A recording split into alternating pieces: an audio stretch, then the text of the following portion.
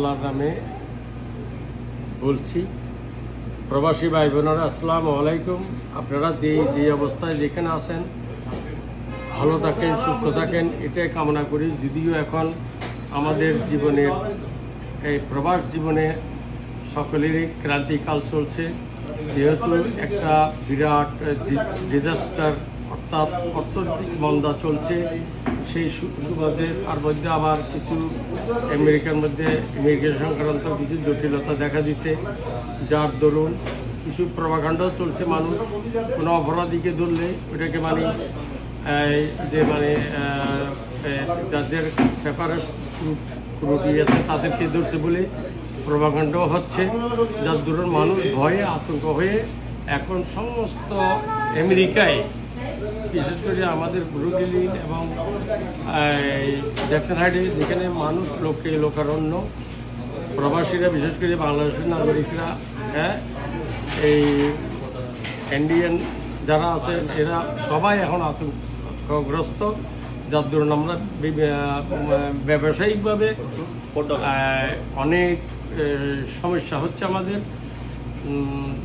ধরতে গেলে আমাদের ব্যবসা বাণিজ্য এখন অর্ধেকের নিচে নেমে এসছে, যেহেতু মানুষজন কোনো পার্টি হচ্ছে না, পারিবারিক অনুষ্ঠান হচ্ছে না, মানুষ আতঙ্কগ্রস্ত এবং মানুষের ভিতরে ইনকাম নাই, অনেকের চাকরি নাই, জব লস, অর্থনৈতিক মন্দা তখন বড় বড় কোম্পানিগুলো লোকজনকে ছাঁটাই করছে, সেই সুবাদে এখন অনেক সমস্যা হচ্ছে। বিশেষ করে আমাদের মতো ক্ষুদ্র ব্যবসায়ী যারা আছে তারা প্রতিনিয়ত আমরা বাস্তবতার সাথে আপ্রাণ চেষ্টা করছি, যুদ্ধ করছি, যাতে এখানে টিকে থাকতে পারি সুন্দরভাবে, কোনো রকমভাবে হলো খেয়ে পরে সবাই যেন ইজ্জতের সাথে বাণিজ্যের সাথে চলতে পারি।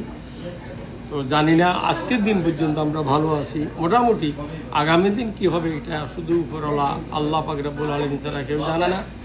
তো যারা আমাদের হিতাকাঙ্ক্ষী আছেন সারা বিশ্বের মধ্যে বা বাংলাদেশের মধ্যে, সবাই আমাদের জন্য, প্রবাসীদের জন্য দোয়া করবেন, যেন আমরা যে কোনো বিপদকে অত্যন্ত সাহসিকতার সহিত এবং সঠিকভাবে আমরা যেন মোকাবিলা করতে পারি।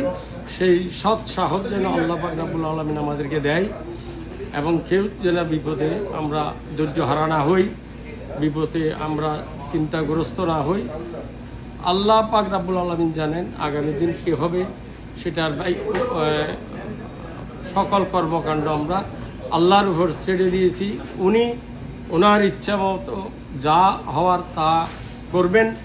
আমরা মানুষ হিসেবে এর চেয়ে বেশি কিছু করার এখন আমাদের শক্তি নাই। তো সেজন্য আমি বলবো, যারা প্রবাসী ভাই বোনেরা আছেন সবাই সতর্কভাবে চলাফেরা করবেন, সতর্কভাবে কাজ করবেন, যে কোনো খারাপ কাজ থেকে বিরত থাকবেন, যে কোনো গ্যাঞ্জাম থেকে বিরত থাকবেন, যাতে কাউকে কোনো অপবাদের মাধ্যমে যেন এই দেশ ত্যাগ করতে না হয়, সেটা আশা করব। এবং সারা বিশ্বব্যাপী যে এখন মন্দা চলছে ওটার জন্য দোয়া করি, আল্লাহ যেন সমস্ত রাজনৈতিক নেতাদেরকে শুভবুদ্ধির উদয় হয়, যেন যুদ্ধ বিগ্রহ বন্ধ হয়ে যায় সারা বিশ্বের মধ্যে, মানবতার জয় হোক, এই বলে আমার বক্তব্য শেষ করছি। খোদা হাফেজ। আপনি তো দীর্ঘদিন যুক্তরাষ্ট্রে বসবাস করছেন, ব্যবসা বাণিজ্য করছেন, অত্যন্ত পুরানো মানুষ, এরকম এই অর্থনৈতিক মন্দার কথা বলছেন, ইতিপূর্বে এরকম কোনো? তো আমার 28 বছর আমেরিকান জীবনের মধ্যে আমি এটাই প্রথম, প্যান্ডামিক বাদ দিলে, প্যান্ডামিকের পরে এটা প্যান্ডামিকের চেয়েও জঘন্য হয়ে গেছে এখন। এরকম মানুষ প্যান্ডামিকের মধ্যে এরকম করোনার সময় মানুষ হাহাকার হয় নাই, আতঙ্কগ্রস্ত হয় নাই, কিন্তু এখন যেভাবে মানুষ ভয় পাচ্ছে, ভয় ভীতির মধ্যে আছে। তো সেই হিসেবে বলবো যে আমার জীবনের অভিজ্ঞতাতে এটাই সবচেয়ে আরেকটি মহা দুর্যোগ আমরা মোকাবেলা করছি। জানি না সামনে আল্লাহ এর চেয়ে কি বড় কিছু রাখছে, আরও নাকি শান্তি রাখছে, সেটা আল্লাহ পাক রব্বুল আলামিন জানেন। আপনি কিছু সতর্কতামূলক কথা বলেছেন, পরামর্শমূলক বলেছেন, তারপরেও বাংলাদেশি কমিউনিটির লোকজনকে কি পরামর্শ দেবেন স্পষ্টভাবে যদি বলেন? স্পষ্টভাবে বলতে গেলে আমি বলবো সততা সহিত সবাই কাজ কর্ম করেন, যে যে অবস্থায় আছেন, যে পজিশনে আছেন সুন্দরভাবে চলেন। কোনো রকমের আপনারা অন্যায় কিছু করবেন না, এমন কোনো কাজ করবেন না যাতে আপনাদেরকে উপরে বিপদ বা কোনো সমস্যা আসতে পারে। কারণ এখন সামান্য ক্ষুদ্র অপরাধের জন্য একটা কিছু ঘটে যেতে পারে, সেজন্য সবাই সতর্ক থাকবেন এবং নিজের চলাফেরার প্রতি, নিজের গতিবিধির প্রতি খেয়াল রেখে এগুলো করবেন। না হয় হয়তো যে কোনো মুহূর্তে যে কোনো একটা বিপদ ঘটে যেতে পারে। আর সবাই যেন কাজকর্ম নাই, আল্লাহ যেন তাদেরকে কাজের ব্যবস্থা করে দেয়, রিজিকের ব্যবস্থা করে দেয়, এই প্রার্থনা বিধাতার কাছে করি। এছাড়া আর আমার তো কিছু করার ক্ষমতা নাই। আমি যতটুকু পারছি আমার এই দুঃসময়েও আমি আমার কর্মচারীদেরকে ছাঁটাই করছি না, আমার সাধ্য মতো আমি চেষ্টা করতেছি তাদেরকে মানে কর্ম অবস্থায় যাতে রাখতে পারি। এটা বাকিটা আগামী দিন কী হবে এটা আল্লাহ পাকের উপরে ছেড়ে দিলাম। উনি যার রিজিক তার সাথে এখন আল্লাহ করবেন, আমার আর কোনো কিছু নেই। শুধু বলবো সবাই সতর্ক থাকবেন, অন্যায় কিছু করবেন না। আর অন্যায় করা তো মহাপাপ। কেন? আমরা তো মুসলমান হিসেবে একটা শ্রেষ্ঠ জাতি হিসেবে করতে গেলে তো আমরা তো মিথ্যা এবং কোনো খারাপের আশ্রয় নিতে পারি না। আমরা সদা সত্য কথা বলবো, সত্য বই মিথ্যা বলিব না।